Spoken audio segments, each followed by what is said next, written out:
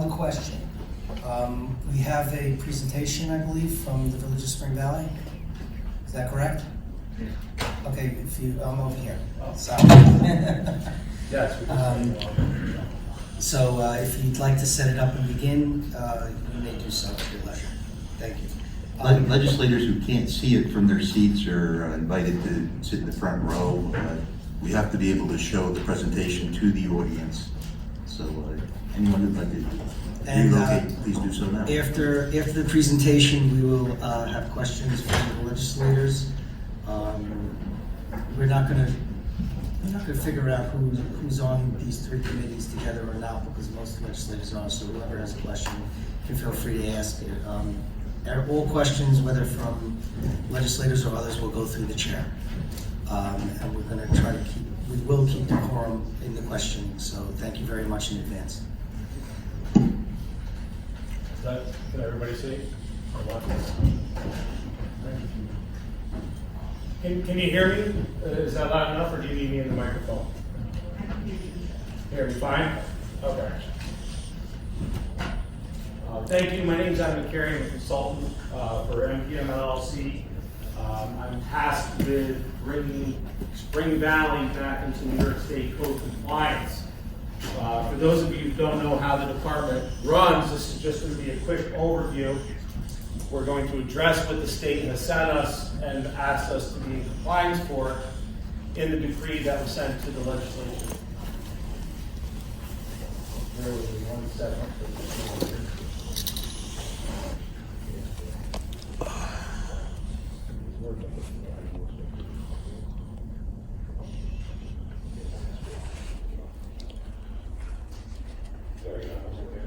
So this is just a little bit of our demographic. You see in 2000 we were at 25,000 for population.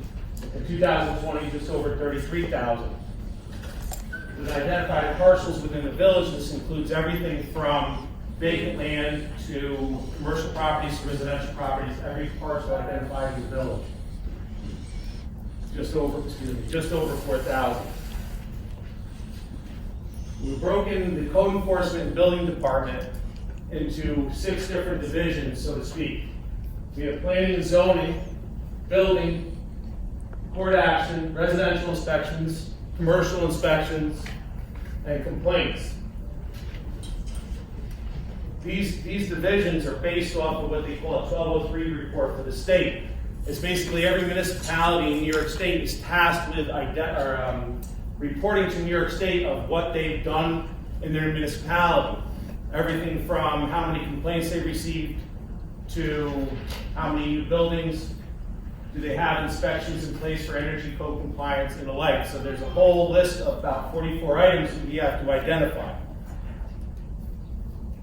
The building department, or excuse me, the planning and zoning department is currently coordinated by Beulah Plant with the assistance of Janae Jordan. These are current employees that we have here at the village. The purpose of this division is to facilitate the proper development of land in accordance with law, zoning ordinances, and the master plan of the village. We all have known if we wanted to put a shed up in our backyard, we got to check the planning and zoning, make sure it sets the offset. We can do this here, we can put that size shed. So that's really what you're doing in planning and zoning. Not only the shed, but a large commercial property next to a residential or a school or something like that. This prevents things that happen and keeps in that master plan in mind. Code enforcement in the building department, we currently have the interim building inspector, Ray Canary, along with deputy building inspector, Jack Lavalis. They review building permit applications, including but not limited to plan review, construction inspections, final inspections, code compliance inspections, complaints, stop work orders, and every other building and property related item. Residential inspections, they include everything that are multi-families. Those 2-family and up, non-owner occupied properties, that ensures the residents of the village or any town or city or village in New York State to have safe housing for them, and that we oversee those inspections. These are done at a minimum of every 3 years. I'm sorry, and then currently we have 2 officers for that, Brian Wagner and Matthew Jones. The commercial property inspections are a little different. Most of them are done every 3 years, just like the residential properties. However, certain ones need to be done every year. And they're identified under what they call operating permits. And usually it's things like public assemblies of anything over more than 50 people, hazardous locations, tier 2 facilities, which are the stuff that has the medical bad stuff, and a lot of it. These are currently done by Evan Humphrey, Freddie Duncan, Doug Carey, and Eddie Carmona. Complaints. Whether it's a complaint from a constituent, from a neighbor, from an elected official, doesn't matter. Every complaint is treated the same. We started tracking those complaints. I'll talk a little bit more about what we're doing later, but basically all complaints follow this procedure. Complaints are to be written using the provided forms of the building department.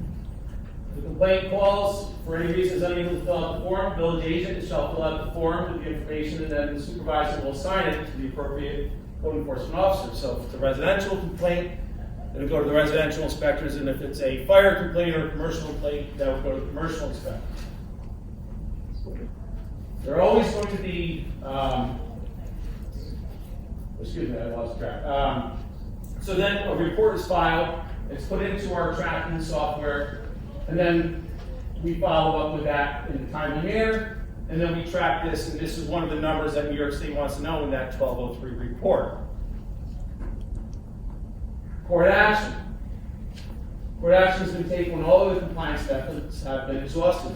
Again, our goal throughout New York State is voluntary compliance.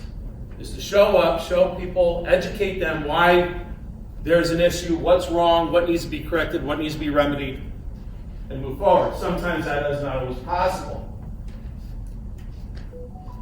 So once court action is determined, a list of charges by the code enforcement officer will be filed with the Village of Spring Valley Justice Court, or any justice court, city court, village court in New York State, all the same. The court then will send serve by letter or have served by the Secretary of State where applicable, and that's usually done if it's an LLC, bank-owned properties, company-owned properties. Then the defendant will appear and resolve the case with the village attorney. Just like going to traffic court, you talk to the village attorney, kind of come to a settlement, reduce charges, that type of thing. Find out how bad the situation is, how would we remedy that. And if a resolution can't be made, trial is then needed. They say, well, I don't want to make a resolution, I still think I'm in the right. They can go to trial and then appear in front of the judge. Usually it's a judge trial. Again, voluntary compliance is preferred and sought prior to court action. Currently, I have Brian Wagner, along with our corporation counsel, Tom Ganscola, who's actually here with me tonight, who review those cases and prosecute along with Alvin Spitzer, another village attorney. It has these requirements. Certain inspections have to be done every 3 years, certain inspections have to be done every year. Complaint tracking, software, documentation, retention of records, all these things the state requires us. If you've read the letter that the state sent you, you know that those requirements were previously not adhered to. So, Title 19, Department of State, Chapter 32, Division of Code Enforcement Administration, 1203. This is what actually places the building code, property maintenance code, fuel gas code, all the other code books into law, and it makes it enforceable. The frequency of inspections is required. We saw that. I told you. Certain fire inspections have to be done every year, and some every 3 years. Every village, city, town in New York State has to adopt the codes, which we have done in our village code. By 82-2 of the General Article 2, Village of Spring Valley General Legislation. Once you adopt it, you have to set your time frame, just like we said before in the state. It's usually a very redundant system. Basically, the state says this is what you need to do, but then you also need to put it into your village code as well. I don't understand the reasoning behind that, but that's what it is. So we've done that. A quick timeline of the events that transpired. Again, this is what's known to me at the time of making this report. On January 28, 2015, preliminary findings from the Division of Codes that was sent to your office. First New York State official order came in 2015. Memorandum of agreement appointing the oversight officer was in 2017. That was Eric Krieger for the state, who was there to oversee how things were going throughout the process, the day-to-day operations. Are we currently doing what we need to be doing? And then there to answer any questions or have anything arises, we can have her as our direct line of communication to New York State. Written word plan from New York State was given on January 24th of the same month. Letter from New York State showing the discrepancies was finally issued on 4/30/2021, this year. Email correspondence with New York State from the Building Department on May 14th, May 17th, further correspondence from New York State. 7/21, 21 Spring Valley Contracts and LLC to oversee and restructure the building department. This is the point in time I stepped in. So 7/21. Now, the department has certain supervisors in place right now, whether it's the building inspector, the deputy building inspector, the interim building inspector, planning and zoning head that runs that department. They all run the day-to-day operations, and I'm completely overseeing that and day-to-day. So we talk about micromanaging, that's my job, is to micromanage this department now. You all know if you have kids that if they're telling them to clean their room, they go and clean their room, and you go, all right, well, I'm going to go check on it. They're always like, well, I'm not done just yet. Because they know that you're going to be picking things out. Well, you shoved everything under the bed. That's my job here in the village now, as of that day. Oh, let me finish this timeline. Sorry, I lose track. So September 21st, I sent a letter to Mayor Simon, CC New York State, detailing the status and progress and course of action to be performed. What I saw at that time, how I saw the changes that needed to be made, and how I then implemented that.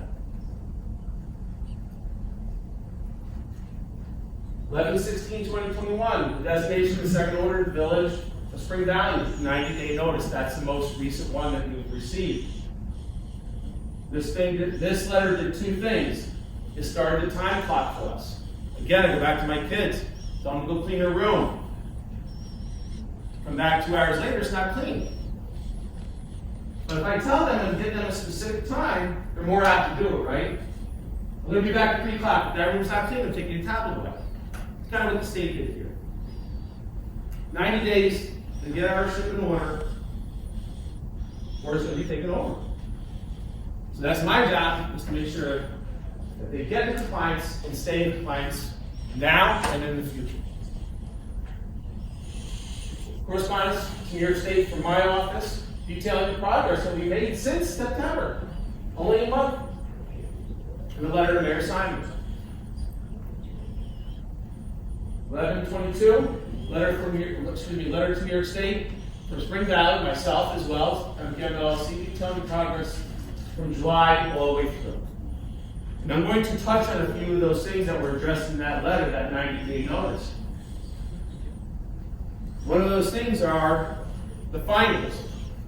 This is just the title section of that. The Secretary hereby determines the village is not complying with the minimum standards relative to conducting fire safety and property maintenance inspections in a manner with the frequency required by 19 NYCRR section 1203.3, the 1203. However, we have had that in place. At this point in time, we're creating a master list, which I'll talk about in a little bit, and that will identify what parcels are required to be inspected by the end of this year, by the end of next year, or within that 3-year mark. So we've adopted the frequency through our village code, 8211-1. Number 2, establish a code enforcement program that contains all of the features set forth in 19 NYCRR, the 1203, 1203.3 and .2. You gotta have building permits, construction inspections, stop work orders, certificates of occupancy and compliance, notifications regarding fire or explosion, procedures regarding unsafe structures and equipment, operating permits, fire safety and property maintenance inspections, and procedure for complaints condition assessments of parking garages, they've added that specifically, and record keeping.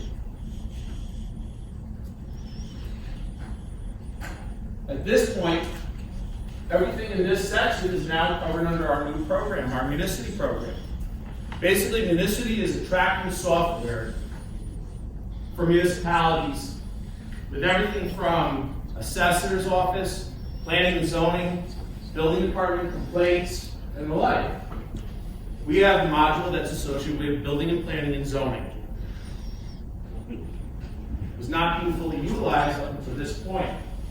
I've worked with Municity for about 12 years at this point. I'll get a little bit into my pedigree if you want. But I started with a municipality that had triplicate forms. And they had no tablet-based inspections, no digital inspections out in the field to get somebody a quick email. Everything had to be triplicate form, come back, put it into a Word form, emailed out.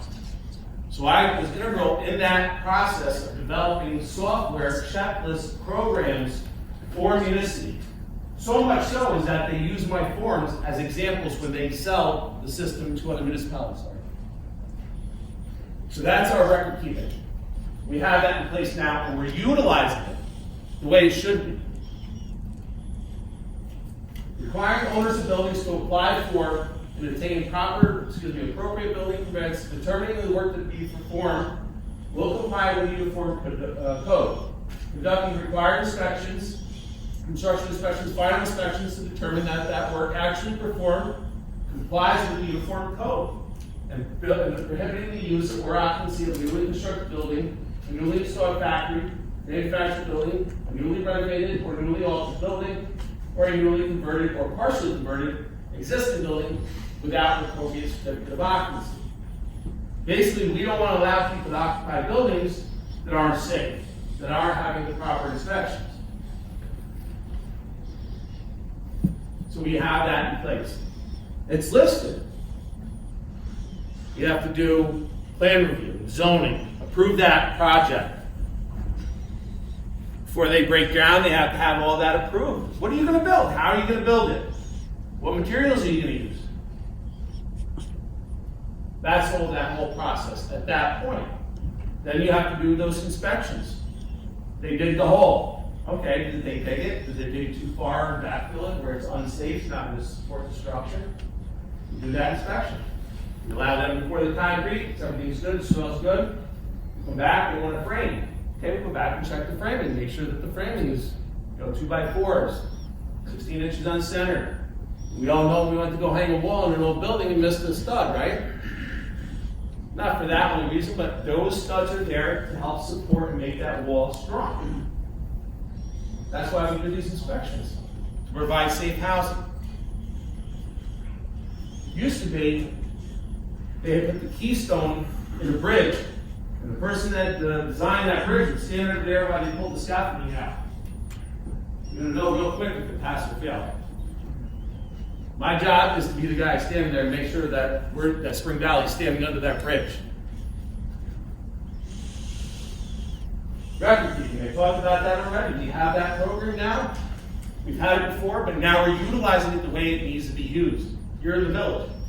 We're not using it to every aspect, but we made a significant jump. I talked about the 1203 report. Sorry, it's a little hard to read here. But these are all the numbers that the state wants to know. How many new buildings came into place? How many public assembly churches do you have? How many did you inspect? How many didn't you inspect? You have allowed for third-party inspection, like QEIs, qualified elevator inspectors. Nobody in staff in most municipalities across New York State has a qualified elevator inspector. So New York State certifies them. We allow them to submit their reports. Just like sprinkler companies, electrical underwriters, and the like. So yes, we allow for third-party inspections. That's what that means. So we have to track for that. So at the end of the year, we fill out this form, a little tally, 1, 2, 3, 4, 5, 1, 2, 3, 4, 5. Then we fill out our 1203 report, identify all that, and submit it to New York State. Master list of properties. It's a big thing. Well, how do you control all your kids if you don't know how many kids you have, right? What ages are they? Male, female, big, little? How much food do they eat? We need to know all this stuff. We need to know that as well. What's the addresses? What's the SBLs? What's the classification? There's a storage shed, power plant, single family, two family, multi-family. Owner's information. Who owns property? The bank? Is it an LLC? Well, who's on file with the Secretary of State that we can serve papers on if we have to? Who's the occupant? Is it a restaurant? Is it dry cleaners? Contact information. Do we have contact information to set up that inspection? Or if we have a problem or a fire in the middle of the night? When was the last inspection date? Who inspected it? That's important.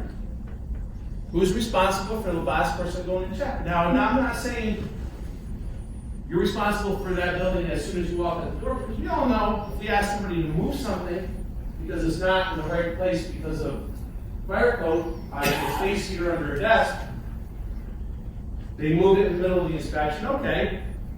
Space heater not permitted under desk, removed during inspection. You pass the inspection, you walk out the door, that was the only thing. But who's going to say that as soon as you walk out the door, they don't put that space heater back? Again, all we're doing is checking their homework, so to speak. You go back and track it. Hey, Bob, when was the last time you were there? Sarah, didn't you do the inspection of that? Show me a report, who did it? Because I know I can go back and identify that person. We have that tracking available to us now. It's not just going into a file and seeing a report, nobody's name is on it. When you log into that tab and you walk around with it, it's your name. You change something, it's identified. It's tracking everything you do with that system. So if you delete something, we're going to know. And we can do that now using municipal software or any other code enforcement software. I don't want to say municipal, but there are others as well. Annual triennial inspections, that's one. Public assemblies, churches, large restaurants. We do these inspections every year. Why? Large number of people occupy those buildings that don't really know the layout, right? We all go to the movie theater and look back and say, where's the exit sign? This is a perfect room. Legislators that are facing that way with the people in the audience, you can see, turn around. If the lights went out right now, how would you get out? Without those exit signs being lit, you really wouldn't know. You wouldn't trust on following with them. I'd rather have an exit sign with the emergency lighting lit up. These are the things that we look for. And it's important in these public assemblies that are frequented by a large number of people on a regular basis to make sure they're working. The ones that are due every 3 years, a little less. A multi-family house, people's residence. And then the next inspection date. So we know, when do we go back? When's the 3 year up? When's the 1 year up? This would be automatically set up through the municipal software as a calendar program. We're working on getting integrated. Staff. All inspectors in New York State are New York State certified code enforcement officials. You can call them a building inspector, a deputy building inspector. Charged of planning and zoning. Everybody's listed by New York State under one certification. And that's code enforcement official. They have another version as well. It's like a junior driver's license, but they have building safety inspectors. For other municipalities where I work, I have on-duty firemen, they conduct the building safety inspections. The last place I had that was, had about 26, 27 inspectors.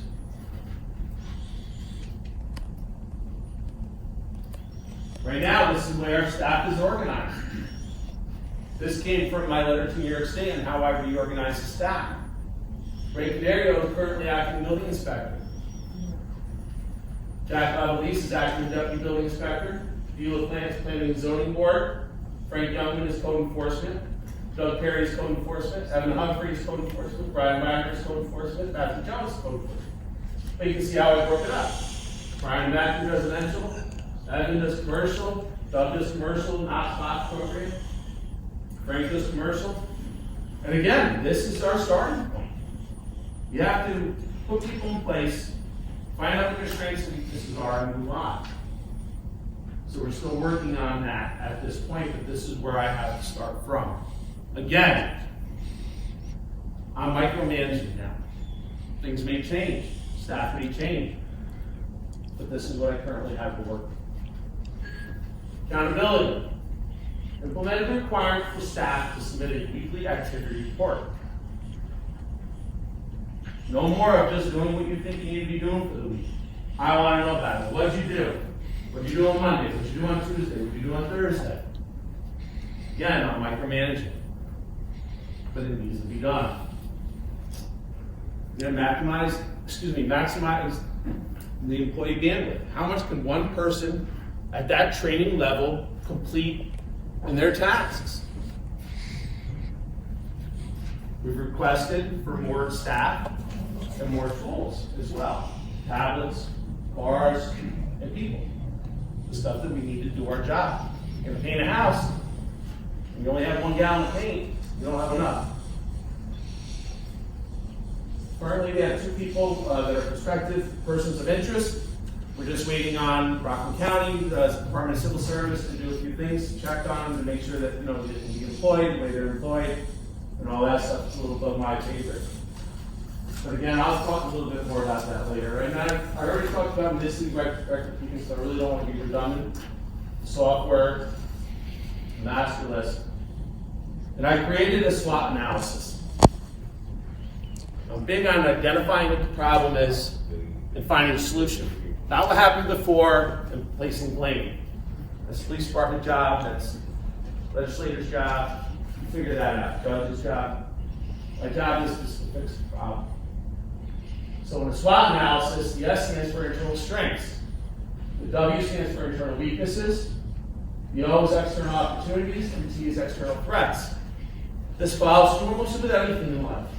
Actually, I pulled this from the foundation that I sit on. So what are our internal strengths at this point in time in the Village of Spring Valley? We already reorganized the department with what we have. We're using record-keeping software as it's intended. We standardized the system for conducting inspections. When I came here, there was 3 or 4 different inspectors and just as many inspection checklists. I standardized it. I made 1 checklist. This is the checklist you go by. It doesn't have everything in the New York State Code, but it has most of those things. And just like any fire inspection, and I teach this across New York State, from Niagara all the way down to Westchester. When I tell them the class, I said, okay, Sarah, come with me and do an inspection. We're going to do it like we fight fire. And that's what my history is. I spent 20 plus years in the fire service. When we do a fire search, we start in at one point, keep our arm against the wall, and systematically go around the room. And as a fireman, if I get lost, all I need to do is take my left arm, replace it with my right, and I'll end up back where I came. So when you look through this room and the primary search of a fire, you're not going to miss the person that's underneath the bed or in the closet, because you're systematically doing every room the same and making sure everybody's out. Same thing goes with these inspections. Follow a systematic approach. What's that systematic approach? My systematic approach. It works for me. It worked in other municipalities I worked for. I worked for, I think, 8 throughout New York State in 4 different counties. So our strengths are we reorganize the department, we record keeping using the software, we standardize that inspection service, and we enhance the department supervision. And that's just a fancy way of saying I'm micromanaging the department now. What do we have as weaknesses? The employee bandwidth is near capacity. I need more people. I need higher trained people. We have insufficient tools. I need some vehicles. I need some more tablets to make this process work. And I'm sure most of you know how the procurement process works. You have to request it. It needs to go into a meeting before it has to approve it, so it takes time. A lot longer than a month. That's where it comes down to another weakness, is time. I need the time to get the job done. You hire me to make use of your house and you have 2 acres, I can get it done without a doubt, but it's going to take me a long time. But if I have 3 or 4 more people helping me, I get it done quicker. That's where it comes down to that time. And that's what New York State is saying. We're putting a timeline. Get ship shape, or we're gonna have to kind of take over.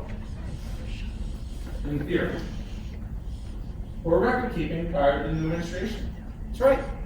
Yeah, the records weren't properly kept as well as they should. Were they kept? Yes. As organized as they should be? No. Is that room clean? Yeah. All the toys are underneath the bed.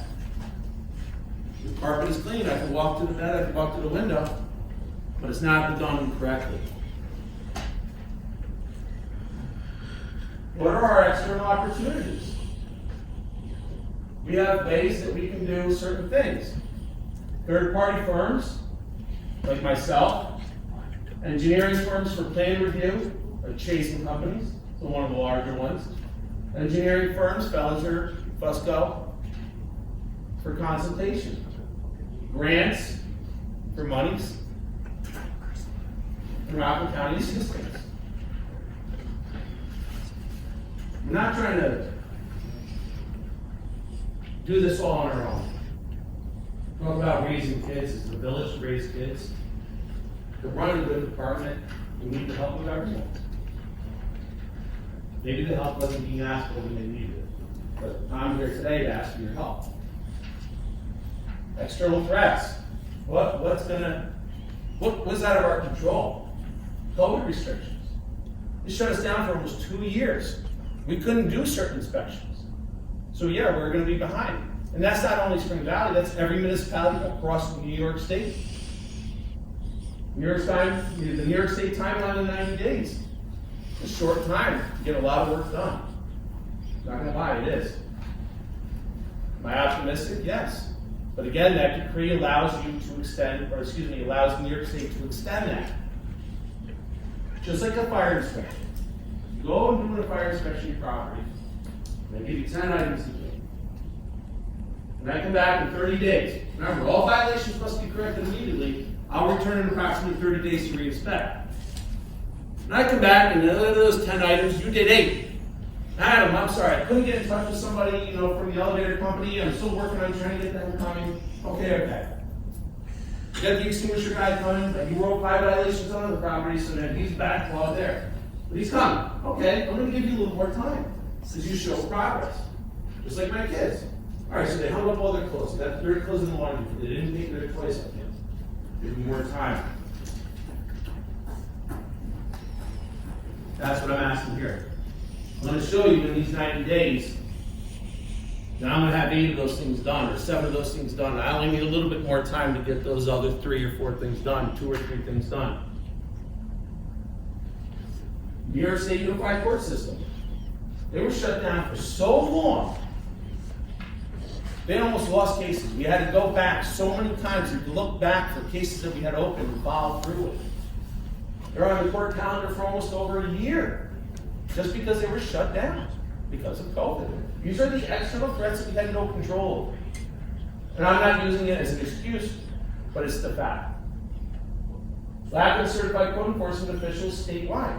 There's just not enough code enforcement officials out there to put on the streets.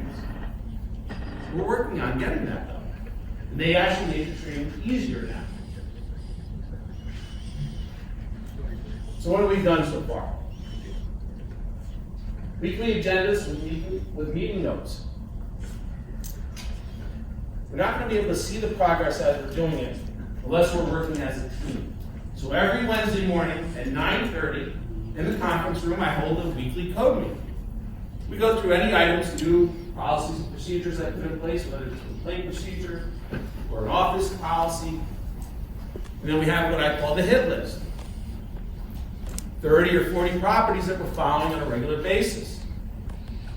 Whether it's a problem or just an ongoing large construction project. Hey, how are things going at 2 North Street? Working good, we have this, blah, blah, blah, okay. What about 40 Adams Avenue? Is that guy still, did he get in compliance? No, we filed court paper last week, but everybody's on the same page, so there's no redundancy on the amount of work. Well, Bob went and did an inspection here, and then Sarah came by and wrote on this, and this guy wrote on that, and another guy wrote on that, and we got 4 people on one property. Doesn't make sense, does it? No, so we changed that. How? getting everybody as a team on the same page, going towards this common goal. So we've been sending that to New York State. More recently, up until Erica Krieger was here, she was the state liaison or oversight officer, who by New York State decree was sent to the village to oversee us. We saw her about once a week for about an hour. We brought her up to speed every time. That order was vacated with the order of this 90-day notice from New York State, so she's no longer with us. I talked about the hit list.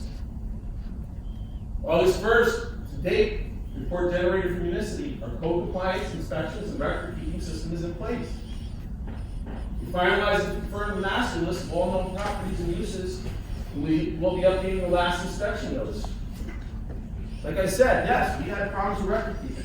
So now it's my job to start digging for those papers, whether it's in Sarah's desk, or Sarah's file cabinet, or downstairs in records, or in the old computer software. Problem with the old computer software, it didn't integrate properly into Municity, so a lot of the records and documentation were either lost or unable to be read and put into the new system. Increased accessibility. We added permit and complaint forms for download on the website. No more calling the building department and, hey, how do I get a sprinkler permit? I want to put a sprinkler system in. It's right online. Is that one of them? Or a time? Yeah. Time? This is all the progress we've been making over time. Again, I'll give this to the legislature so you can read it in your own time.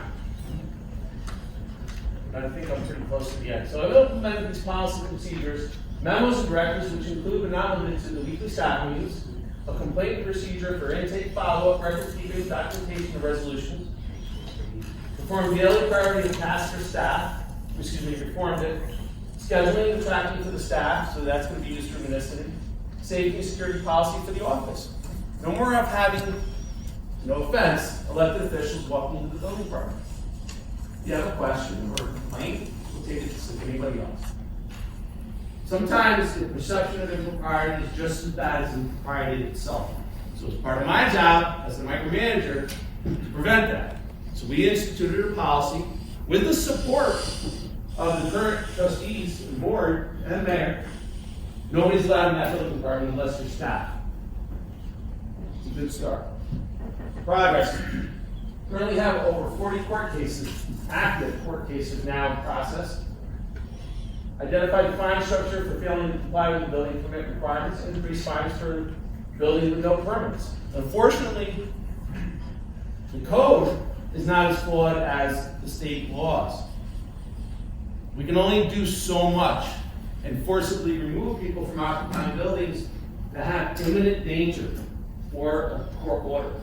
Just because it's an unlawful structure, because they didn't get a building permit, unless the thing's falling down, you can't physically remove people. So understanding how that process works is hard. And that's my job to make sure that my inspectors understand that now.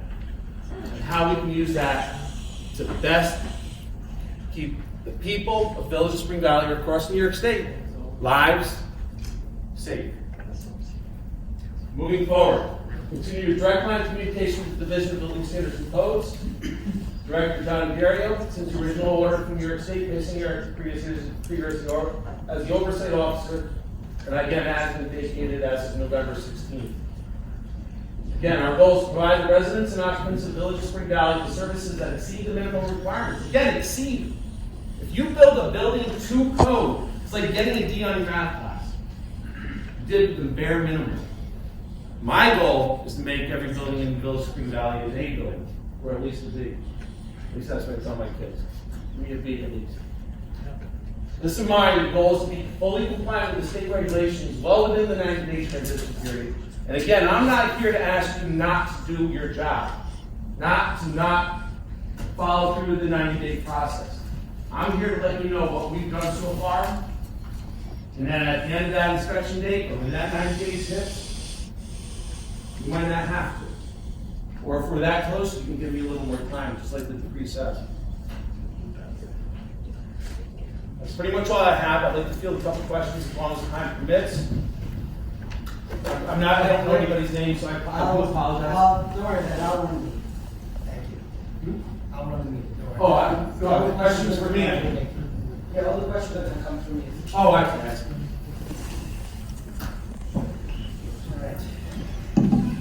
All right, thank you very much for that presentation. Legislator, Just a point of order, Mr. Chairman, I know. there's a point of order from. Just a point of order, it was moved in Planning Public Works. I believe the item is to be moved in the other two committees, then we can have our discussion. Okay, let's do that. For budget and finance, I'll move it, Mr. Hofstein, and I'll second For multi-service, I'll move it, and seconded by Mr. O'Callaghan. All right, so it's been moved and seconded by all the committees. Legislator Carey had a question, and then Chairman Wolf. Thank you very much. Mr. McCary, I have a couple questions. First of all, who do you work for in this? I work for McCary Property Management LLC. No, I mean, in this capacity that you presented us, are you, just so everyone's on the same page, you're employed by Village of Spring Valley? The Village of Spring Valley has contracted my company, yes. Okay, second question. Are you working on this by yourself from your team, or do you have an RE? Yes, I'm a sole proprietor, yes. Okay. You've talked repeatedly about the resource issue. Are you aware that this issue's been looked at for years in this county, and there's a task force that probably has all the information you need in their Rolodex and a database that they can hand you to make your life easier? Are you aware of that, and have you spoken to them, or do you plan on speaking to them? I was aware of the task force. I didn't know what their role was, other than from what I read in the New York State decree. I am all open to any help that's provided, so yeah, I would love to take that information and meet with them and go over with what I can. And as a former consultant, it was kind of clear to me that you're taking the approach of, this has been successful in 20 other, whatever, how many other places you've been doing this, sounds like a long time, and I'm sure you're very capable. But this is not a cookie cutter situation. Never has the state taken over or potentially taken over a village. And I think that this is not about process, which is municity and all the other stuff, filling out the forms. It's about execution. And how your plan, and I don't expect you to answer it tonight, although you did give us a lot of information, that's the core of this problem, not process. It's people not following the process. How do you manage that? And I think that's something that you had a couple analogies. I think what I heard tonight is the baby's drowned and then you're worried about college. So I understand the room and stuff. Those are just stories. We lost a life here, and I think that has to be forefront. Whatever we come up with, or you come up with, you have to understand that the community is invested in this because of what happened, and very, very concerned. And it's not just another consulting gig and one guy by himself. I don't know if anybody told Spring Valley they couldn't bring more of your team on board. I would hope that, again, I don't want an answer.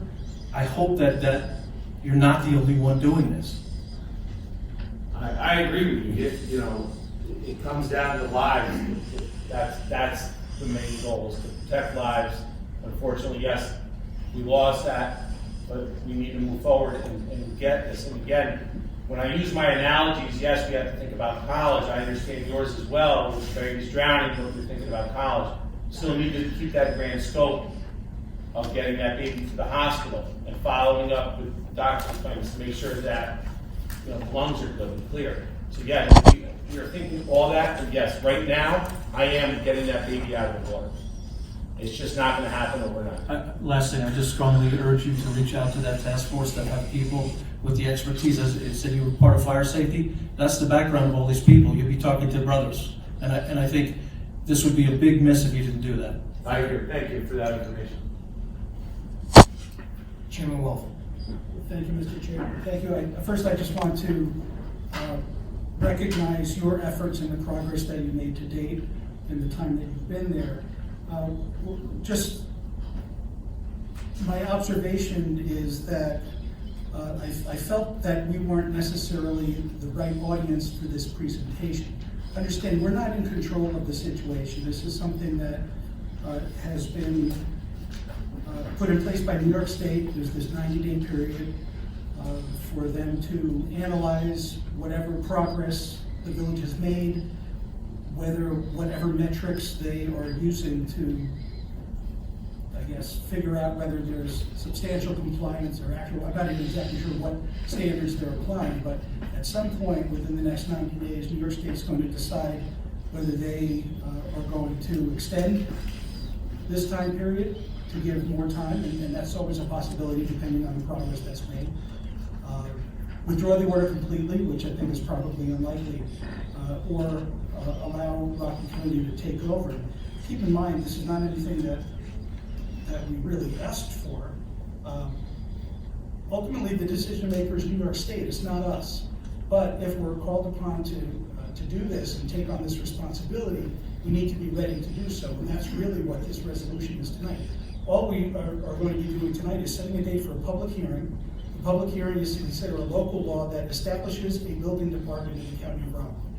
It's not Spring Valley specific, in fact, and by the way, it's not even completely drafted yet. We're working with the county attorney's office. We expect to have it sometime next month. But it would be in place whether the expectation is that it would be in place with regard to county-owned properties, regardless of whether we have to take on the responsibility for the village of Spring Valley. So in essence, this local law creating a building department creates a structure to carry out the mandate if we're called upon to do so. I just have to make one observation. I'm sure I'm not alone in questioning the wisdom of the acting building inspector of the village of Spring Valley being the person who's presently under indictment. I think it's at a time when the village should be seeking to build public confidence in its actions and convince New York State, the State Department, that the village is doing the right thing. I find it personally surprising and professionally baffling that someone who is under indictment is currently the acting head of that department. So just food for thought. I thank you for the presentation tonight. Just to answer some of your questions, to preface, I can't talk about any ongoing litigation or personnel issues specifically. I understand that you're not making the decision, it's a New York State decision. My goal tonight was to be transparent. Not transparent only to the county, but to the public. That's who I'm responsible to, is the public. Is the people that live in the village of Spring Valley, the people that have those vested interests. So that's all this was. It wasn't to sway any judgment or any idea or change how you think your thought process or even development of the building, which I think is a great program.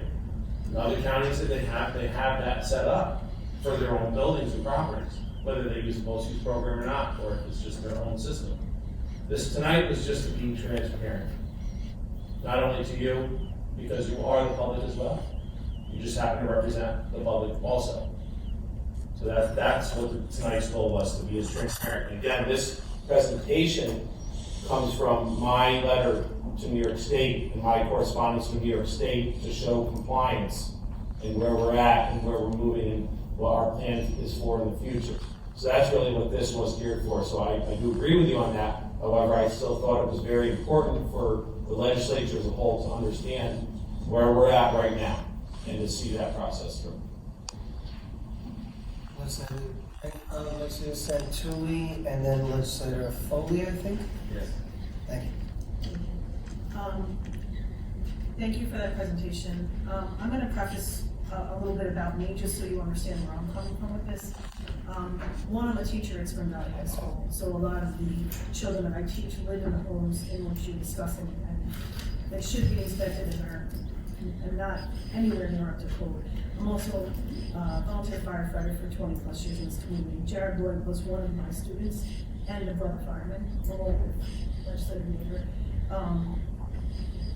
To gloss over his loss in that we just have to move forward is, one, insulting. Two, I'm old enough to agree with you again tonight, but when I saw Ray Canary's name on that list there in your slideshow, I had to say something just there. You have not just him, you have someone else in employment there that have been arrested in connection to Jared's death. you gave a scenario before about feeling the walls, and I knew exactly what you were talking about, and Jared did everything right and could not get out because these buildings have not been inspected. I have a list just from tonight, about an hour or so before the meetings. I went back to 2003, violation after violation, and I'm sure you understand the history, and I don't need to go through this with you. But you're talking about, just in 2015, you had 1,400 in properties that were non-inspected properly at this point. And that's coming quoted in the Journal News and on News 12 from Ray Ganuccio, who was a former inspector there. We have rallies that are attended by Assemblyman Zabrowski, former Assemblywoman Ellen Jaffe, Ed Day. You have person after person arrested, going back from 2003 all the way through to currently the two that you have right now. You have, I have a dozen questions, my head is spinning. You have part-time and full-time, you have the need for training, you mentioned that. I've spoken to some of your inspectors, they're not getting the proper training. They haven't gotten the proper training, they're not given the proper time. You can't go forward without fixing it, and I can't see how from 2003 to today, how you can fix that within 90 days. I don't see it. It's just a timeline of corruption, and it's decades old at this point. It's decades old, and again, this is just a quick search just now. I'm also curious, and I'm not sure if this is appropriate, if I can ask for an action item. You mentioned letters that you sent to the state on September 21st and then again on November 22nd. Is it possible for us to get copies of that letter and what you've sent, those letters and what you've sent to them? We can put that in as an action item, it's Thank not a you, I problem. appreciate it. And if the letters came from the village, they would be subject to FOIL. Well, question. And I think we have the November letter. We do have Is it in the backup? one letter. Okay. Yeah, that was It might not be in the backup, but I think we got it a little while ago. In fact, I have a we copy in have my it, office if you want, I can make a Thank copy you. for you. I appreciate it. Again, I was in shock with some of the things that were presented tonight. And I have to say again, along with Legislator Wolf, I think just as a consultant, your first and foremost thing, if you want the trust of those people in that village, you cannot have two people that are in connection to the death of a volunteer firefighter, a father of two young kids. You can't have them working there right now. They cannot continue to work, whether they get suspended till whatever. I understand innocent until proven guilty, but his death is on their hands. His death is on this entire village's hands.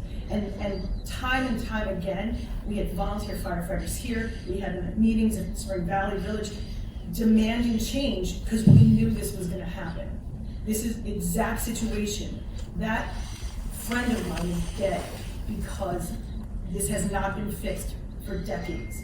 And I'm sorry, very professional presentation. I cannot see how you think it's gonna turn around in 90 days. You are sorely mistaken and do not understand the history of this village. Let me just 1 second. Let me just say one thing. I do agree with almost everything that has been said here tonight. The only issue is, and I speak from, I think I don't know if John, did you ever prosecute any inspectors when you were in the DA's office? Probably the only one in the room, I think, then, who actually worked on the prosecution of an inspector. Wasn't nearly, frankly, as serious as this. It was more on the zoning side than it was on the fire safety side, which is obviously paramount. I mean, I'm no longer a volunteer firefighter, but I spent 9 years as an active volunteer firefighter, and I actually entered buildings that were on fire, so I think I can speak along with Legislator Santulli from a little bit of a different place, including you, sir, than anybody else in the room who's never done that. In other words, going into a building is on fire as opposed to running away from a building on fire. I do want to say that one of the issues that comes up with people being indicted or arrested or whatever is that there are union rules that are involved as well, which sometimes work well and sometimes are a little bit unfortunate. And in a case like this, I don't know the answer to the question. I don't even know if anybody in the room can answer the question, but we don't know whether you can just, suspend or terminate somebody just because they've been indicted in the death of a firefighter. I mean, it sounds a little strange to say it coming out of my mouth, but that's the way the rules work. And so I don't know the answer to the question, but I will say this. If any of the people who are working there can be suspended immediately, who were indicted, they ought to be, even with the presumption of innocence, because the presumption of innocence is a criminal assumption, and it is not a civil assumption. And so, regardless of whether they've been arrested and or indicted, the village ought to strongly take my recommendation and the consideration of other members of this legislature who've stated it before, specifically Chairman Wolf and Legislator Santulli, that somebody who's been indicted ought not to be involved in any capacity. I do understand that there might be an issue related to the lack of inspectors statewide, something that frankly the county will have to deal with. If the county ultimately plans and puts into effect its own building department, I'm going to make an assumption that they're not going to be hiring anybody from Spring Valley. Where are we going to get those inspectors? So it may be worth trying to save Spring Valley and their department rather than try to recreate a whole department out of whole cloth by ourselves. That said, I'll allow you to just quickly answer Legislator Santulli, and then Legislator Foley has a question. I apologize to Legislator Foley for my speech before the question. Go ahead. Just to start, in no means did I mean any disrespect, and nor did I gloss over the death of Jared Lloyd. I just don't know enough about the details of that to speak on it educatedly. As a fireman for over 30 years, 10 in volunteer service, probably 10 plus, and 20 as a professional firefighter, and somebody that spent time down in the pile of 9/11, I feel your pain, without a doubt. I have no way minimizing that at all. I was just hired to do this job and do it to the best of my ability. I just don't know enough about that situation to speak about it or on it. That's why I was, so to speak, in your terminology, glossed over. So I would not disrespect him or his memory by speaking without being educated on the subject. So that just alone. To speak about doing the entire project, and I use that as an analogy about making the leaves, you're right. 90 days is a short amount of time, especially when they already had enough time, notices to do it right the first time. Again, I'm coming in with that 0 day. I don't know how they got to the point where they got, nor do I want to try to figure that out. I want to fix the problem in the best ability and how I've done in the past and how I've made it work in other municipalities in the past. We make people accountable for their actions. They do their job that they were hired to do. I'm the guy that does his job, and I expect everybody in my office to do their job just as well. You spoke and you had a few questions, and then Legislator Yeager spoke. So if you have a specific question that I might have not addressed, I would like you to re-ask so I can address it. No, the question is really related to as far as the training. Oh, the training and the software. Part-time, full-time. Yeah, the staffing issue, a lot of that stuff is out of my control, and you talked about the suspending and employees that were indicted. That's out of my, that's up to the village board, trustees and the mayor and the resource department therein. I'm just working with what was given to me, the tools, which is part of those tools are those employees and staff. If they are either reassigned or removed from duty, I will have to deal with that, and then act accordingly. How many of the inspectors that you mentioned are part-time and how many are full-time? I don't have an exact number because they have 3 different classifications. They're part-time, less than full-time, and then full-time. So I have a few people that are less than full-time and full-time, and that are under contract. So the exact numbers I have them written down in my office. I just don't have that number here with me this evening, and I can get that information for you. Can we please make that an action item as well? With so staffing on that's out of my, what I'm there to do. And you're right, 9 days is a long time to get that done, but I'm going to do my damnedest to do it. All right, thank you. Legislator Foley. And Legislator Weir. Yes, I want to thank you for the presentation. I want to start with saying I think you did an excellent job. I think you're very organized. You're very well prepared. You have obviously done this before, and I think your services in places such as the municipality with the triplicate forms and in situations where people just aren't up to speed and maybe they don't know what they're doing and they need some modernization, I think obviously those are very effective, and it sounds like you do good work. That said, I don't think a municipality that runs the way that Spring Valley does is in the position to be changed by someone they hire. As skilled as you seem to be, it's my understanding that you answer to the Spring Valley Board and or the mayor.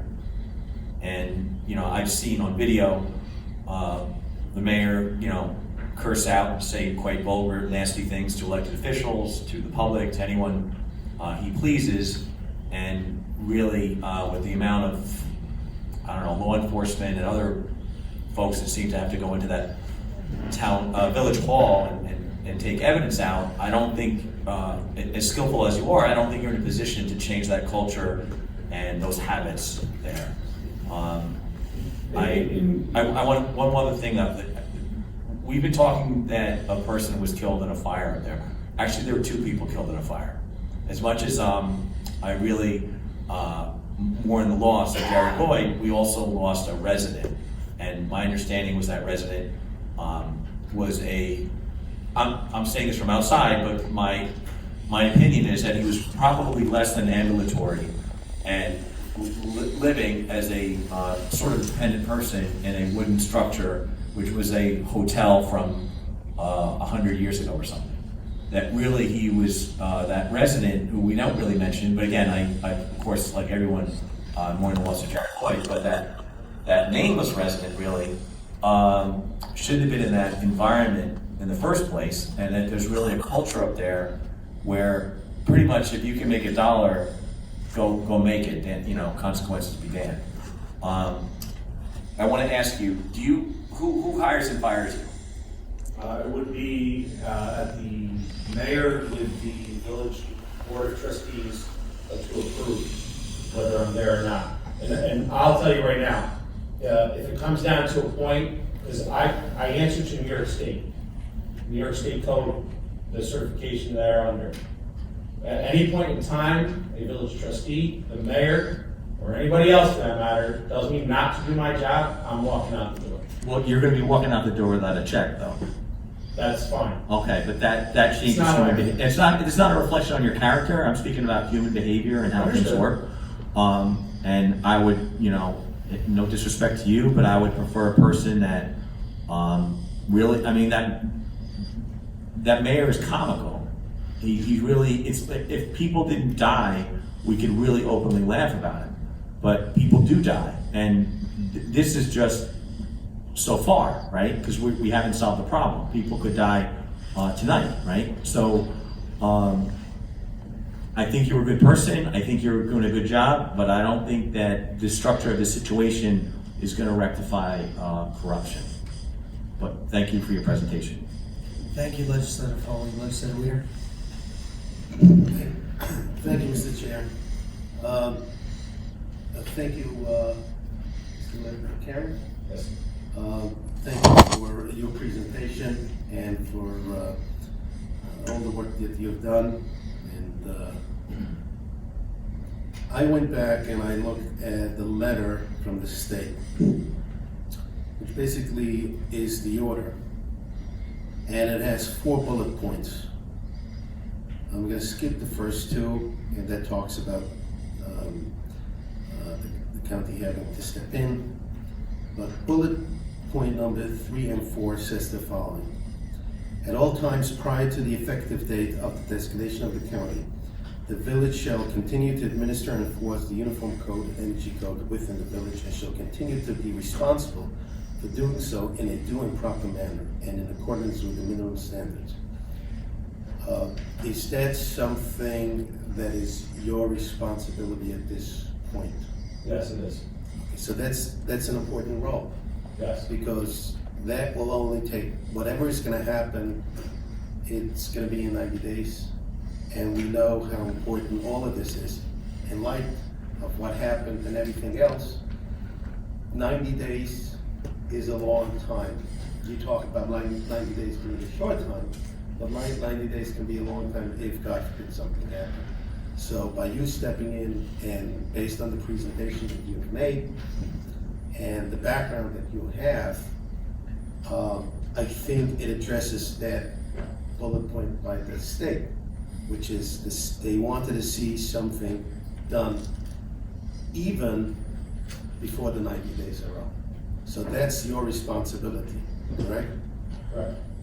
Now, the state also had issued in the bullet points, and again, it's in the letter, people can look that up. It says, if at any time, and the state has put it in, I guess there's a reason for it. If at any time prior to or following the effective date, the Secretary of State is satisfied that the village will provide such administration enforcement in compliance with the minimum standards, the Secretary of State shall designate the village to resume the administration enforcement of the Uniform Code and Energy Code. So it's, these things are in the letter by the state.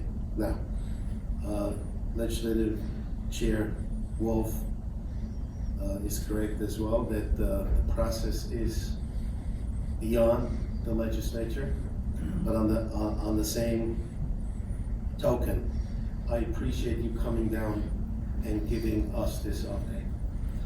From all legislators, I think I am the only legislator that actually lives in the village of Spring Valley. And as every resident in Spring Valley, we're all concerned. And we want to know that even beyond the 90 days, that things are being done. And with that, I would like to thank you for stepping into that role. And what you just said before is even more refreshing. For you to say that I'm not beholden upon anyone else. I have a job to do. It's New York State, it's the code. And if anyone tells me anything other than that, I'm walking out the door without a check. On record, it is a little bit comforting. So for that, I would like to thank you and for all the work that you have done throughout the years. Thank you. Thank you, Legislator Leader. Minority Leader Hofstein. Thank you, Mr. Chair. I too thank you for your presentation, and I hope you understand that we're not attacking you. We're not trying to attack you. I don't feel attacked, so. Okay, because I realize that it can be intimidating looking at 17 people coming at you, asking you questions, and you're the guy that says, well, I'm here trying to fix it. The problem that concerns me is that you're dealing with a staff that sounds like they were inadequately trained. And to take on a task that you are about to do or are doing, you have 90 days to turn something around. And you have to start with a staff that might not be adequately trained. Is that correct? In part. Okay, so you're already 2 steps back, walking in the door, and the timeline has already started. Correct. So that concerns me, because I would hope that you would be coming in with a staff that could hit the ground running. And unfortunately, you're walking in trying to put the pieces back to figure out where we are, and then move forward. And that's not to be critical of you, it's this is the situation you're in. I agree with that. So it is very concerning to all of us. And of course it's concerning that you have 2 people that have been indicted and they're still there, so you question the credibility, not of you, but of the staff that you're dealing with. Now, did you have sent letters to the state? Yes, I've been in constant course. And what have they said to you? They've just basically been following up with step by step of this policy and procedure that I put in place. You know, it was basically an acknowledgement, yes, good, no, bad, follow through, okay, we want more. It wasn't really, it's more of a one-way dialogue at this point. I'm just doing what I need to do and informing them of everything that I'm doing step by step. So they're just acknowledging your correspondence? Correct, but with some guidance. Okay. So you also made mention, I apologize for interrupting, but would you like an action item to have the state letters back? I would like to see that, thank you, Mr. Chairman, I would like to see what they have to say. I think you might want that. It's, all the correspondence back and forth between the village and the state concerning this matter. Thank you. Excuse me for one moment.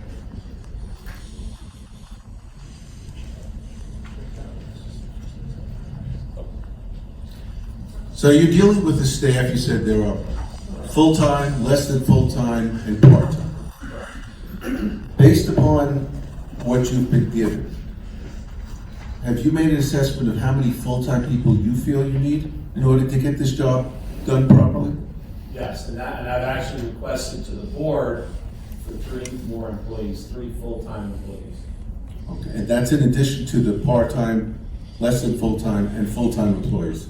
In addition to, and maybe possibly replacing one Have you or more. Have you had the time to assess the training that this staff has, and are they adequate? And I'm not looking for names, but do you feel they're adequately trained? They have the basic minimum standards set forth by New York State training requirements, which is a matter of 6 classes in the initial certification, and the minimum hours of 24 hours of in-service training annually. My goal is not to go and research their last 5 years of classes they took to maintain their certification. My goal is to retrain them, is to teach them the way that I do it. And luckily, I have the experience from teaching across New York State on specifically fire inspections. I wrote the class on fire inspections specifically, which I'm more than happy to share with you and discuss that in part or in length. So my goal is to retrain everybody and put them to where I need them and how they can be best effectively used. Okay, and how They long? are not up to par, nor will they meet those standards that I set, then I can't have them there, and I would recommend their termination or reappointment to another party. And approximately how long do you think it'll take you to assess the ability of the staff that presently are there? We are currently in the middle of that. I believe that will be done well in advance of the 90 days. And I can't really talk on certain things that are going on outside of what I'm allowed to talk about tonight. It's personnel issues and hiring and firing and time, I can't speak on that at all. Sorry. No, don't be sorry. I don't know much about that process, nor do I have control on that. It's my concern, I'm sure my fellow legislators, is that you're walking in and you're 2 steps behind, not because of you, but based on the situation that you've been handed. You're right, I agree with you. And unfortunately, there's not too many people that do what I do. Right. And I was offered the position to come down here at the request of Mayor Simon and the village board. And I don't know how to put this, under the recommendation of people, higher ups throughout the state, because of what I've done in the past in other municipalities. And again, I'm not saying my way is the right way. My way has worked for me and the people that I've worked with. And I'm tailoring it day by day. Things change throughout that process, and I'm doing the best I can. And I'm a retired fireman.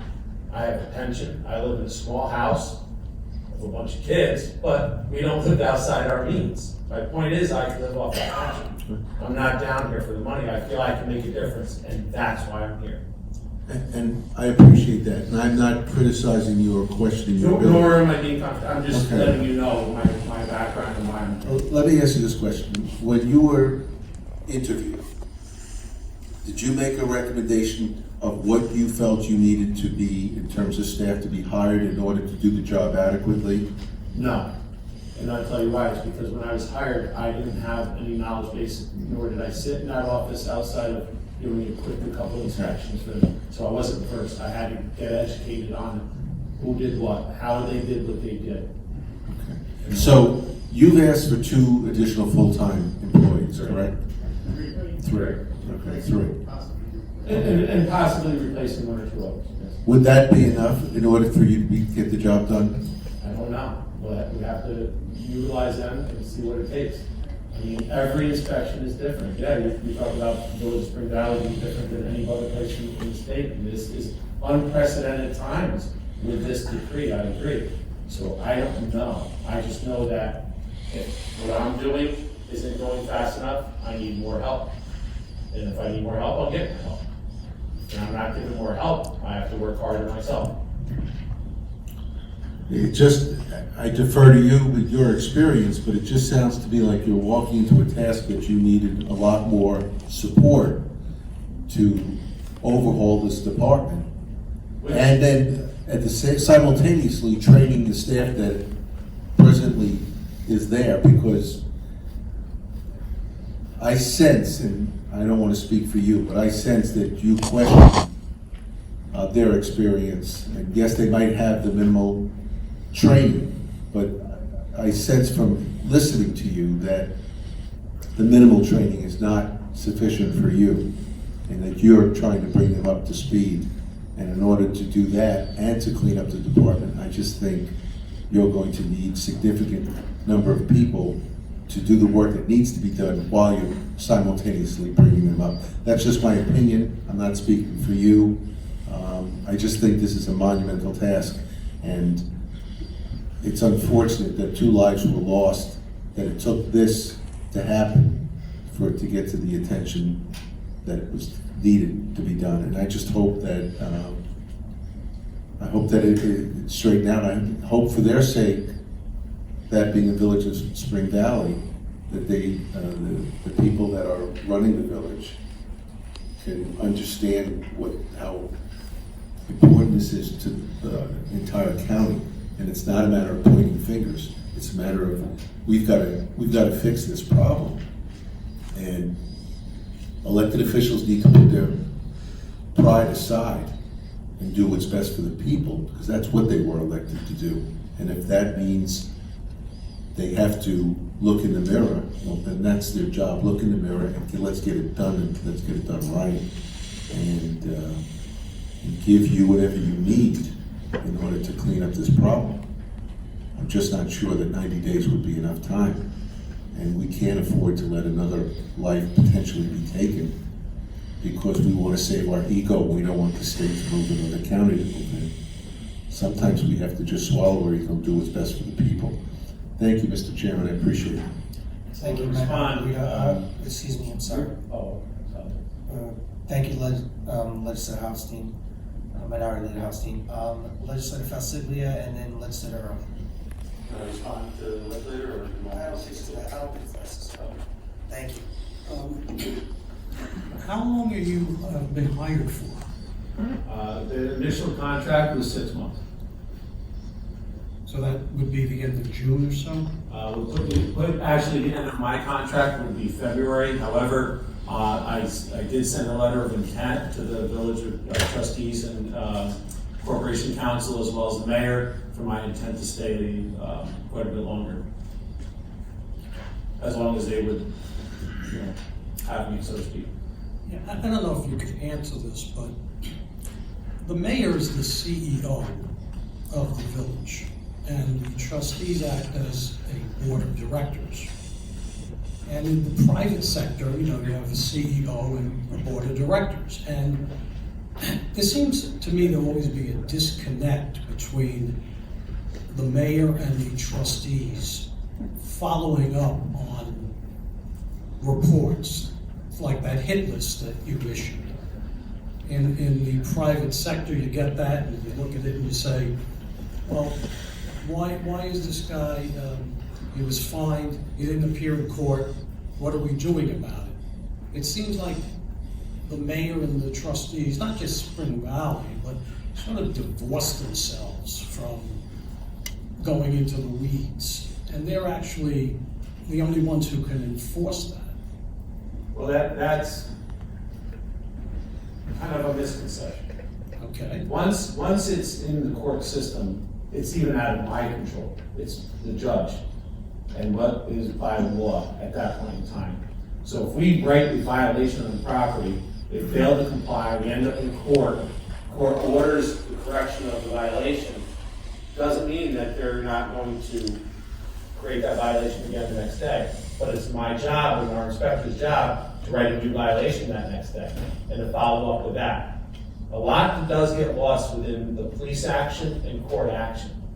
The mayor and the board of trustees has no oversight on those day-to-day operations when it comes to that. That's what they task those departments for. And you're right, you have your head of the CEO and your board of directors. And whatever they, hiring me, the mayor brought us in, he signed the contract, and then the board then ratified that contract, made it so I would be there. Right, but they shouldn't have to hire you, I'm saying, But before that point, why, and I'm not just talking about court, if someone's going out and issuing violations, and if you look at that sheet, that hit list. Correct. I had some comments there, have to follow up with so-and-so, have to follow up. It really goes on to you, or the person who's supposed to be you, the building inspector, and the board is sort of somewhat divorced. Do they ever see any of these reports? Yes, since I don't know what they've seen in the past, I know with me moving forward, I've been very transparent with not only the village trustees, the mayor, and the state, get those weekly hit lists. So as that hit list changes, when we take one off and add one more, take two off, add three more, update the court date, update the next inspection date, update the compliance date. I'm sending that to New York State, the trustees, as well as the mayor, weekly. So they are now well informed through my actions. Yeah, but do they follow up? Doesn't matter whether they do or not. I have to follow up with that property. That is my address. Have I gotten phone calls on those properties in there because they're concerned about their constituents? Yes. And I've addressed each one accordingly. Whether it's a complaint or just an informational thing, or where does this sit in planning and zoning? Where does this sit with the inspection process? I answer any question that comes to me. Thank you. But again, as I said before, I answer through New York State Code and what the New York State Code regulations are and what that process is, not the mayor. Yes, I answer the mayor, and okay, you can't park there, and this is your car use, and you can use this office. I'm talking about the nuts and bolts of the I'm code. talking more about oversight, day-to-day, That's my job. Well, I understand that, but you're here because somebody wasn't doing their job. Right. Thank you, Legislator Falsitnia, Legislator Earl. Thank you. Thanks a lot for the nice presentation tonight. Mr. Carey, right? McCary. McCary. Right. Sorry about that. You still remain optimistic on these 90 days that you might be able to get this done, right? Yes. Again, it comes down to, do I think I'll have all the problems solved? No. Nor do I believe that that's possible. But I'm going to do my hardest to get as close as I can. And if I need more time, to request more time through the state, throughout that process. Again, that 90 days is just that finite time. When they teach you to issue violations through New York State, part of that inspection process is giving a finite time before I come back. It could be 10 days, it could be 15, it could be 30, it could be 45. You just have to give that finite time, and I believe that's what this 90 days is. They're giving us that deadline to clean that bedroom, and that's my job to get it done, or get as close as I possibly can, so I can request more time. Yeah, Legislator Weeder, he mentioned that he's the only legislator that actually lives in Spring Valley, which he does. I live right in Hillcrest there. There's no one, I think, probably county official or a legislator that have heard more horror stories about the village of Spring Valley than what you've encountered here. And I could tell you some stories that would probably bring tears to some of you guys' eyes. And matter of fact, Jared Lloyd was a member of my church. And you, like I heard you mention before, that you're not familiar with that, so I won't go into that. The violations and the fines, I heard that they're not imposed the right way and so forth. How are you going to tighten that up, Mr. McCurry? Well, it comes down to that SWOT analysis. It's not only through our office, because we actually are doing, issuing the violations in timely manner. The follow-through was lacking. Now that has been corrected with that hit list. That follows through with what the court papers were filed. I'm in constant contact with the court. They constantly give us the court cases that are on for that scheduled month or that day. I think it's bi-monthly. So we are following through with that. And you're right, it's a monumental task, as one of the legislators said before. And it's a lot for one person to undertake, and you're right. I do have a team, and I'm putting together as best as I can with what I have to work with. And I plan on doing the best to get the, so to speak, get the people on the moon at this point in time. But the process, has flaws in it. Whether we're the municipality with the issue today, Spring Valley, or another municipality or village across New York State, there are flaws within the system, police system, the court system, justice court system. We've had issues where we can't physically remove people from a building unless it's imminent danger. And there's 4 spelled out criteria in the code of what identifies and what defines imminent danger. And unless it meets one of those 4 criteria, or a judge orders that building vacated, we can't do anything. So our hands are tied by law and by the justice court with certain issues. But again, it's my job to be that annoying hope and constantly progress through to get that code defined. Okay, thank you. I wish you the best of luck with Thank you, this Leslie. monumental task. Thank you, Legislator Earl. Any other questions from any other legislators? Okay, I just have a quick couple. You already said that you'll be willing to give a copy of the presentation to the legislators? Yes, I'm going to give a hard copy to Do you have that council. already? Thank you very much. Okay. Sure. You mentioned that there's, I think it's called a 1203 report. That's a yearly report that you send to the state? Correct, that's what every municipality is required to do, is send that 1203 report to New York State Okay, annually. when is the next report due? I'm not 100% sure, but it's usually February, March area. Okay. I was just curious if it was gonna be done before this, So it can't be done until after December 31st, because that would be the last I day of the year. understand. Do you have a 1203 report? Did the village even give one to the state from 2020? I believe they did. Okay, I'm assuming that's a public report. Is that a public report, Council? Yes. Can we have an action item to get that report, please? 1203 report from 2020? That's available actually For on the the state legislators? website. That's fine. We can- For every we'll- municipality. I'm sure you'll be able to get us one then, a copy of the report. We'll figure it out how to get it. And then we've been talking about this 90-day period. When did it start and when is it up? That would be November 16th, the day of the decree from the state, I believe. Correct me if I'm wrong.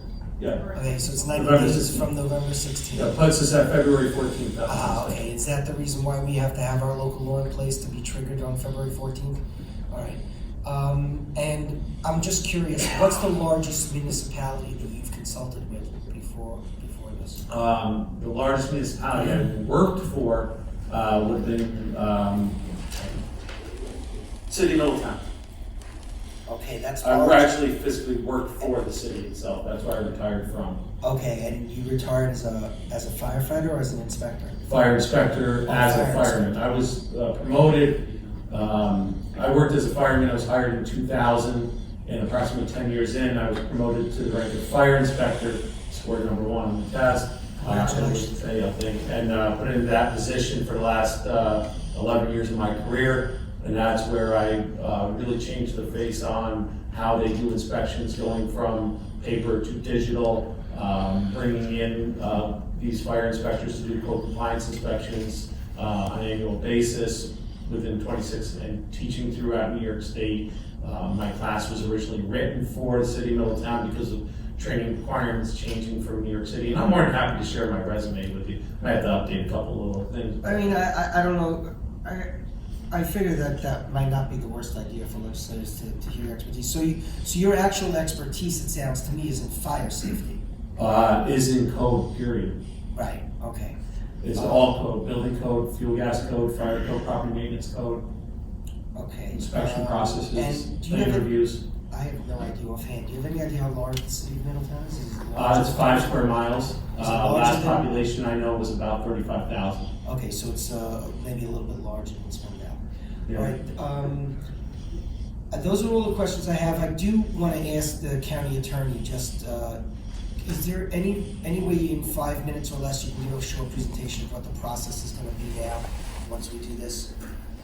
Well, once we do what? Once we pass once we pass this tonight, we'll set a date for a local law, and then it's actually physically set the date once we pass it in the full leg. That the chairman is going to do.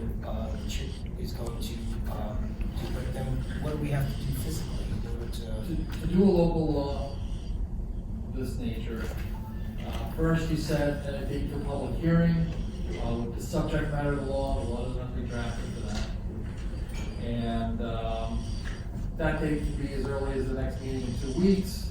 I'm suggesting the second meeting in January after the organizational meeting, because it fits in nicely. Gives Spring Valley an opportunity to do what they're gonna do. See if we can, see if there's something else happening that we should be aware of. At that point, the public hearing would occur. People would be able to come and comment on the law. The law would be drafted by then. It would be on your desk for 8 days prior to your vote on the law. The law is basically going to be after the model code, which you can get from the Secretary of State's office. And then once it's passed, we're just waiting for February 14th to come. We would file the code file the law with the Secretary of State. We'd let them know it's coming. They have an interest in it. They'd get the file, I'm sure, right away. And at that point, we'd have the authorization. This is just enabling authorization. The county has what's called police powers, which is the ability to go and inspect things, issue fines, bring things to courts at a misdemeanor violation level, such as common building codes. And basically, you're creating a public officer and an office for that person to work from to do the things required in a building code. And as I said, we're going to be using essentially the model code tweaked for our county organization. So basically just granting those police powers to a public officer, to an executive officer to get them done. So that's some. Okay, and once let's assume for a moment that February 14th comes and the state says, okay, county, go ahead. So the law would be triggered, I guess, by going into effect, by having an effective date of February 14th? Just a sneak preview, what the law says is this will be in effect for any time that the county has the jurisdiction over building code and fire code enforcement, energy code, whatever is necessary, on another municipality. So this order from the Secretary of State has to exist, and the day the Secretary of State acts to take it away, this law becomes kind of dead letter, awaiting the next time, if it never happens, that it needs to come up again. Okay, and then what would we do in terms of staffing? Because it sounds like, again, I mentioned it before, that the village seems to be, or at least the gentleman said, that the village seems to be having an issue trying to find experienced or properly trained people. This is an issue, oh, sorry. Go This ahead. is an issue we're well aware of, and we are discussing the options right now. We got our 65 days left to get this done. There are some ideas out there, there's some options out there. I don't know if I'm at liberty to speak about that right now. I won't ask you any But we're details. certainly.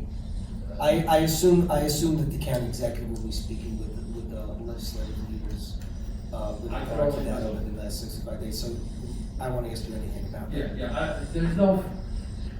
There are things being discussed and planned, and we just gotta see what these plans do. Okay, now, I'm assuming that at some point, like, if this happens, that we're gonna have to have a full staff of people for this department, correct? If There's it, a lot of options being considered. okay, under the option. I mean, look, the job will be fully staffed.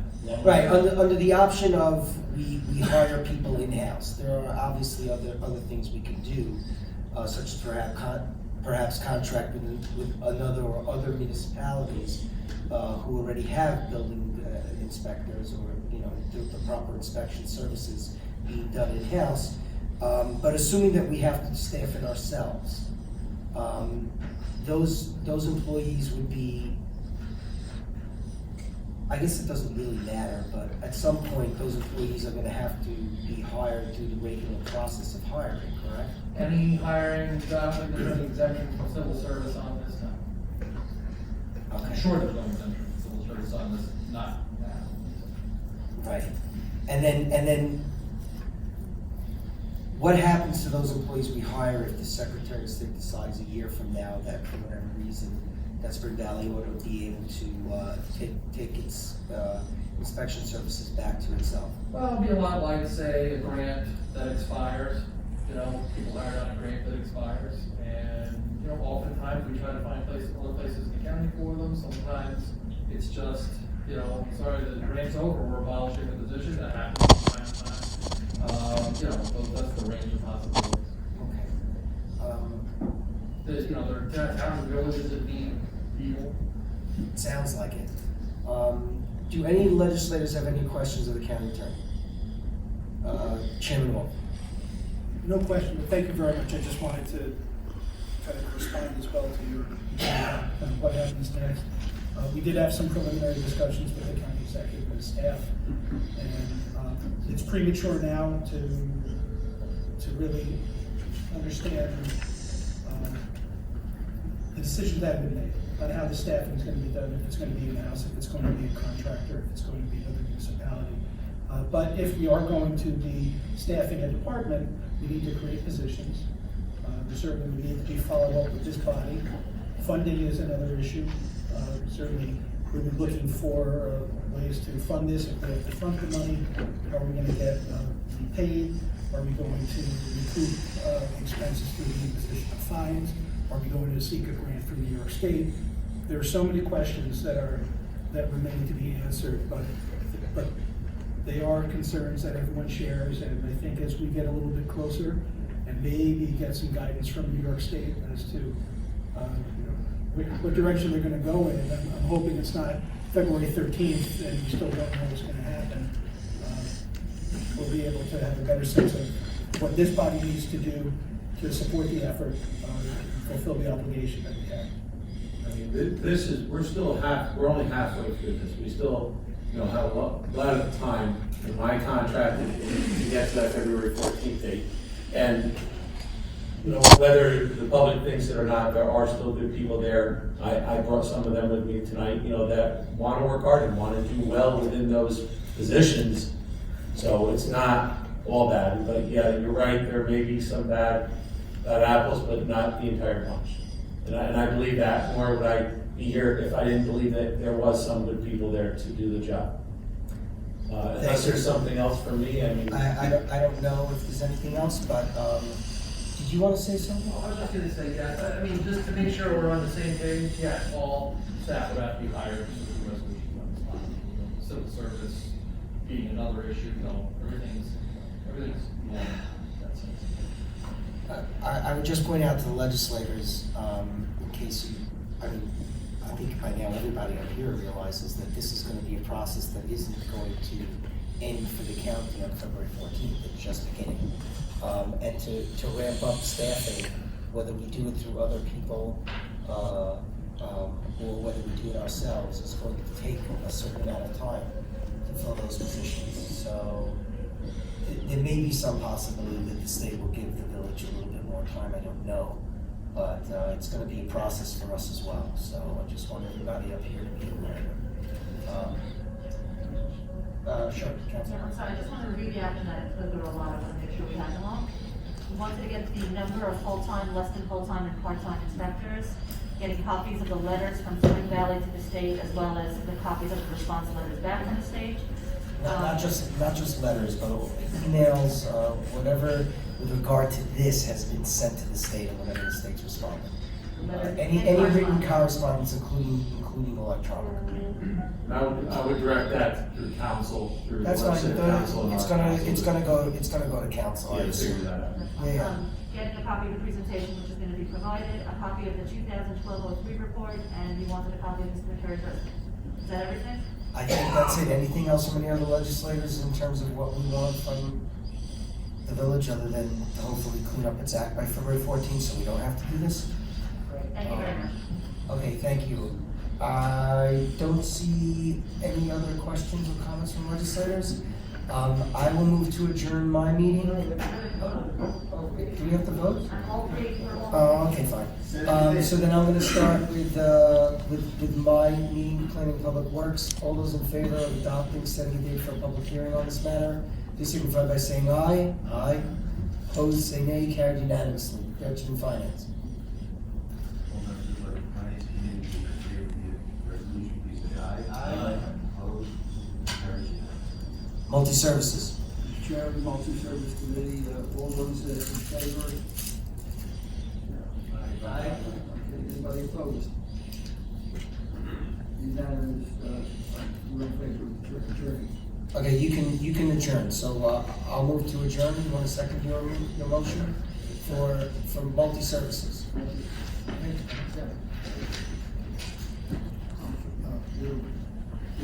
We can vote, and all are in favor of adjourning the meeting at this point. Aye. Okay, we're adjourned. Okay, planning public works, I'll move it, second by legislator Carey. All those in favor, please signify by saying aye. Opposed, say nay. Carried unanimously. We're now convened for the Budget and Finance Committee meeting. Making the roll. Before